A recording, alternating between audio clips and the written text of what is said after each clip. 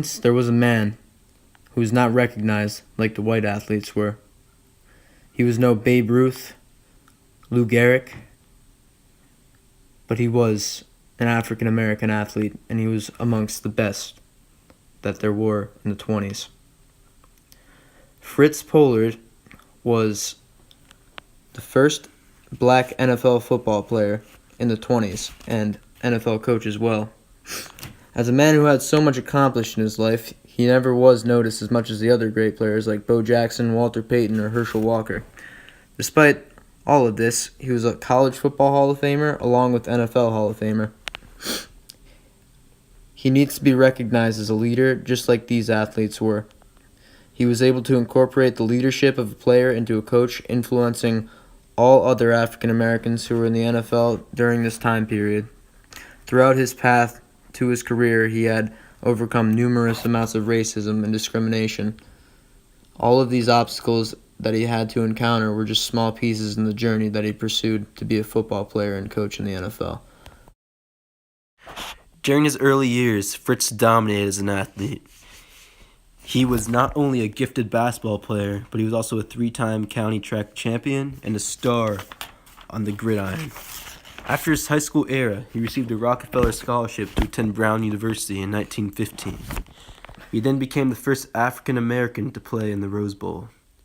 For his efforts, Pollard was then recognized as the first African American running back that was added to the Walter Camp's All-American team.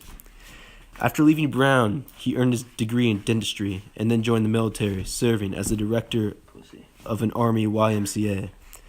As this happened, he was recruited to play for the Akron Pros, a professional football team found in Ohio. Pollard was one of 2 African Americans in this league, along with Bobby Marshall. That year, Pollard single-handedly led his team to an 8-0-3 record, despite the racism going on in Ohio. As we all understand, during this time was terrible. This was enough for Akron Pros to win the APFA's first national title. The following year, Pollard doubled as the first African American coach in the league and still played dominantly. He went to Rogers Park during his early years, where he first experienced the racism. In 1922, the APFA was officially renamed to the NFL. Pollard became one of its primary attractions over its next few years. Later this year, Pollard played his first NFL season with the Milwaukee Badgers. However, the following year, he signed with the Hammond Pros. This is when, yet again, he overcame adversity and became the first black quarterback in NFL history. Pollard also spent part of the 1923 and 24 seasons with an independent league called the Pennsylvania Coal League with the Gilberton Catamounts. After his independent league seasons, he returned back to the NFL in 1925 to play for the Hammond Pros, the Providence Steamroller, and the Akron Pros, which were renamed the Akron Indians. As the last part of his NFL career, he spent the 1926 season with the Indians to retire his NFL career. Directly following his NFL career, he organized an all-African American professional team called the Chicago Blackhawks. Doing so, he sought to demonstrate that blacks and whites could compete without innocence on the field. During their 3-year run in 1929 through 1932, they were amongst the most popular attractions in the sport. All hope seemed to be gone when in 1933, when the NFL wrote the Gentleman's Agreement, which prevented the signing of more black players. However, in response, Fritz served as the coach of another high-profile African-American team.